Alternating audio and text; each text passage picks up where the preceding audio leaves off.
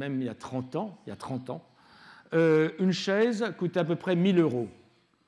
Une chaise de design, de bonne qualité. Donc, ça veut dire qu'une famille de 6 personnes, ça peut arriver, c'était 6 000 € plus la table. Donc, au prix de la chaise, on voit bien le prix de la table. Donc, 10 000 €. Ce qui était clairement une obscénité.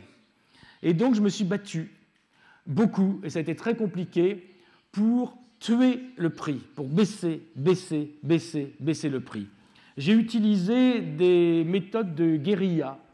J'ai fait du chantage avec des éditeurs, j'ai fait des coups de vis à d'autres éditeurs, afin qu'ils soient pris dans un piège, une spirale descendante, afin que le prix descende et descende. Et de 1 000 €, on est passé à 600, 300, 200, 120, 100, 80, 40, et on est arrivé il y a quelques années aux États-Unis à 9 €. Quand vous enlevez 2 zéros à un produit, vous en changez radicalement le concept. C'est un travail politique. Alors voilà un biberon, par exemple, aux États-Unis pour Target, qui en plus c'est assez élégant, qui a un jouet dedans pour 3,99 $. Une brosse à dents, on ne voit pas le prix là, qui valait un demi-dollar. Là, une chaise master qui doit valoir aujourd'hui 60 €, quelque chose comme ça. Donc, l'important dans le design démocratique, c'est de monter la qualité, qualité matérielle, qualité créative, qualité culturelle, descendre le prix, tuer le prix et essayer de le donner au maximum de gens. C'était une vraie guerre, mais aujourd'hui, on peut dire, je le répète, que c'est fait. Donc, on peut passer à autre chose. Cette autre chose pourrait être la démocratique écologie. Alors, tout le monde parle d'écologie, là aussi, écologie, formidable, dans les publicités, dans les médias, tellement que tout le monde en a marre, mais pourtant, ça reste quand même une des très grandes priorités.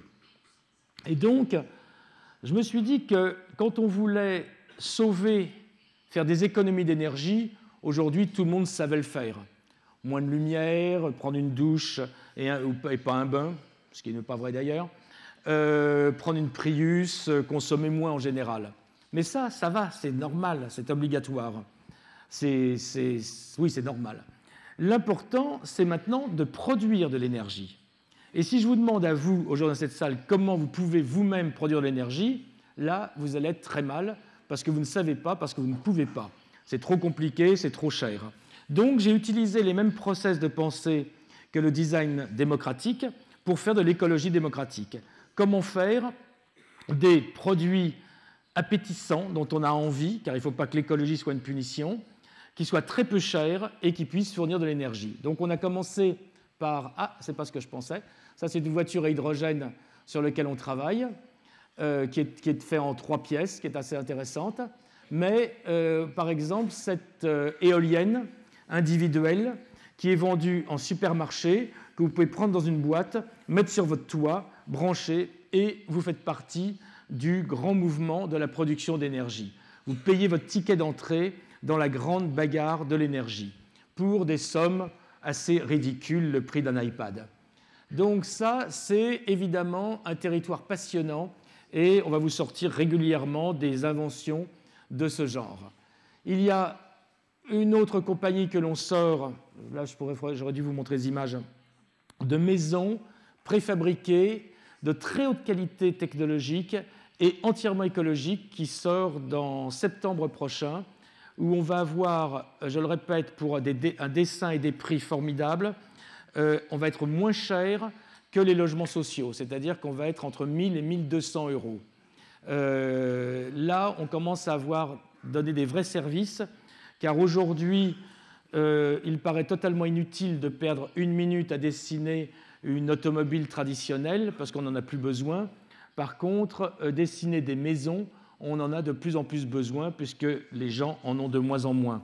Et je regrette beaucoup d'ailleurs que M. Obama, que j'aime beaucoup, ait donné 800 milliards, si j'ai bonne mémoire, à l'industrie automobile américaine pour continuer à fabriquer des automobiles américaines dont plus personne ne veut, quand on aurait très bien pu garder les usines, les ouvriers, les machines et les ingénieurs pour construire des maisons de la même façon que l'automobile. Et à ce moment-là, tout le monde aurait pu avoir des maisons de très, très, très, très grande qualité pour 20 ou 30 000 euros, c'est-à-dire un zéro minimum de moins que les maisons très mal fabriquées qu'il y a aujourd'hui. Donc là encore, tout est politique et tout est action. Le bionisme a une relation directe avec notre mutation, c'est-à-dire que notre corps bouge tout le temps et les meilleurs produits qui sont autour de notre corps sont issus et ont comme modèle la nature ou nos corps.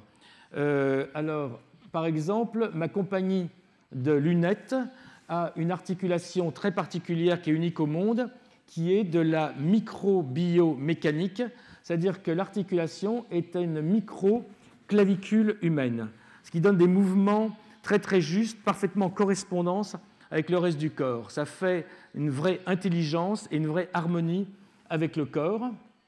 L'invisibilité, c'est-à-dire mettre les services sous la peau, on travaille dessus depuis très longtemps, ça fait 30 ans que je suis là-dessus, j'ai travaillé très très mollement, reconnaissons, mais un jour on va y arriver, c'est-à-dire qu'aujourd'hui, dans les montres, nous sommes au minimum, et bientôt nous serons totalement bioniques, c'est-à-dire que les services seront sous la peau. Et après, même dans des produits plus grands, on s'aperçoit que l'on peut prendre exemple sur la nature, sur les poissons, sur les vagues, même un objet aussi énorme qu'un méga-yacht de 120 mètres de long peut être directement issu des courbes des baleines, des reflets de lumière sur les poissons, faire une coque qui va très vite sans faire une seule vague. Donc là encore, l'exemple de la nature, l'exemple du fonctionnement animal est applicable dans tout. Moderne ethnique. Alors, moderne ethnique, alors quelle heure est-il ? 17. Ah oui, c'est ça. Donc, je me disais bien qu'il fallait que je me dépêche. Moderne ethnique, c'est toujours une façon nouvelle. J'ai passé ma vie avec le democratic design à essayer de baisser le prix. Pour baisser le prix, je suis beaucoup passé par la siège injectée. La chaise injectée, chounk, chounk, chounk, chounk. Chaise injectée, ça va directement de mon cerveau à un ordinateur, de l'ordinateur au moule. Le moule injecte, ça va directement dans un camion. Il n'y a personne qui travaille dessus. Donc l'utilisateur final est très content, mais je ne fais travailler personne. A contrario, symétriquement, on voit en Afrique, en Inde, n'importe où, des millions de gens qui font des choses formidables avec les mains. Mais si ça ne coûte pas cher, c'est que ce sont des esclaves. Donc on ne peut pas l'accepter. Donc je me suis dit, pourquoi pas essayer de prendre le meilleur des deux mondes. Et j'ai fait cette collection de chaises où on utilise la meilleure technologie pour mouler le châssis en injecté. Et après, on envoie cette chaise dans le monde entier, là où on sait qu'il y a quelqu'un, une tribu, un village, qui a une technologie particulière. Évidemment, nous sommes en trait de fer, c'est-à-dire que nous payons normalement, nous respectons les gens, et nous pouvons avoir des objets à un prix plus bas, sans esclaves, avec à la fois l'intérêt de l'industrie et le sentimental de la main.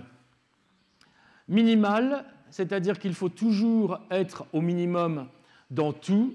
Une moto n'est pas faire une fausse Harley-Davidson pour des faux bikers qui sont, je vous le signale quand même, des nazis américains, les Hells Angels. Une moto, j'aime beaucoup, moi je suis un motard, c'est 2 roues, un moteur, une selle, un réservoir. Il faut toujours aller au minimum, car tout ce qui est en plus du minimum est la chose qui se démodera et donc qui va périmer l'objet.